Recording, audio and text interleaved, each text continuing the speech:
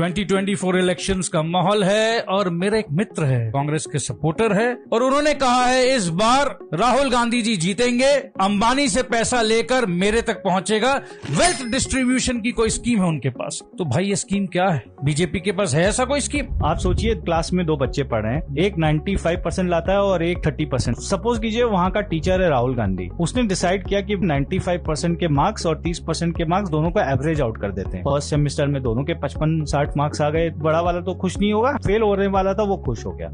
Second semester आया, जो 95% वाला मार्क्स लेकर आया था उसको लगा कि यार इतना हम मेहनत क्यों करें, ऐसे भी तो मार्क्स एवरेज आउट ही होने वाला है, तो थोड़ा कम प्रेशर लेते हैं, रिलैक्स रहते हैं। और जो फेल होने वाला था वो उसको लगा कि अगर मैं नहीं भी पढ़ूं तो भी 45-47 मार्क्स तो मेरा कहीं गया ही नहीं। जो 95% वाला था उसके आगे 65% मार्क्स, क्योंकि वो कम पढ़ा था, और जिसने पढ़ा नहीं था उसके आगे 10 मार्क्स। दोनों के वेल डिस्ट्रीब्यूशन में दोनों का एवरेज आउट हुआ, इस बार आ गया 40। थर्ड सेमेस्टर में 95 वाले को लगा कि भाई ये तो एकदम ही नहीं पढ़ता है, और फिर भी इसके 40 आ जाते हैं, तो मैं भी मजा करूंगा, मैं क्यों मेहनत करूं। वेल डिस्ट्रीब्यूशन हुआ, एवरेज आउट हुआ, दोनों फेल।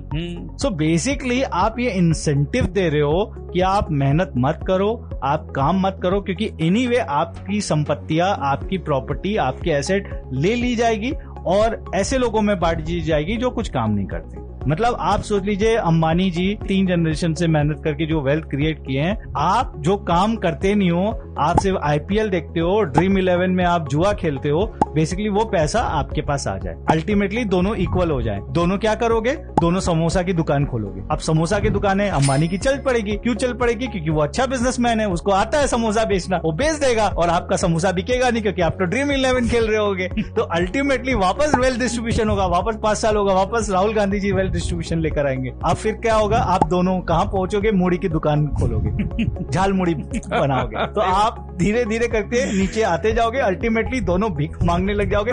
भीख मांगने में आप ज्यादा बेटर हो तो आप उनको बीट कर दोगे अंबानी को। अरे वाह रे ऋषि, ये है distribution.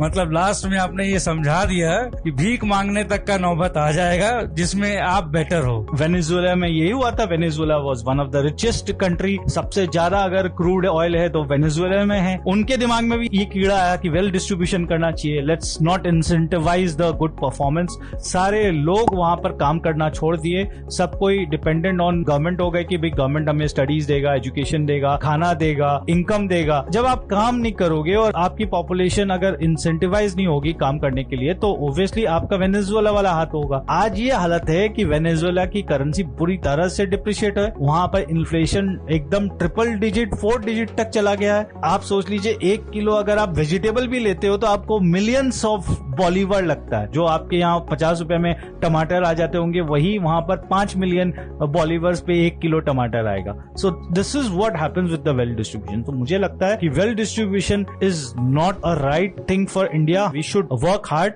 We should work smart and we should incentivize the entrepreneurship. कि जितना हम एंटरप्रेन्योर को इंसेंटिवाइज करेंगे उतनी जॉब्स क्रिएट होगी। हमें जॉब्स क्रिएट करना है, हमें इसको एक रकम हमें से मूढ़ी नहीं बेचना, मूढ़ी नहीं बेचनी है, हमें भीख नहीं मांगना है।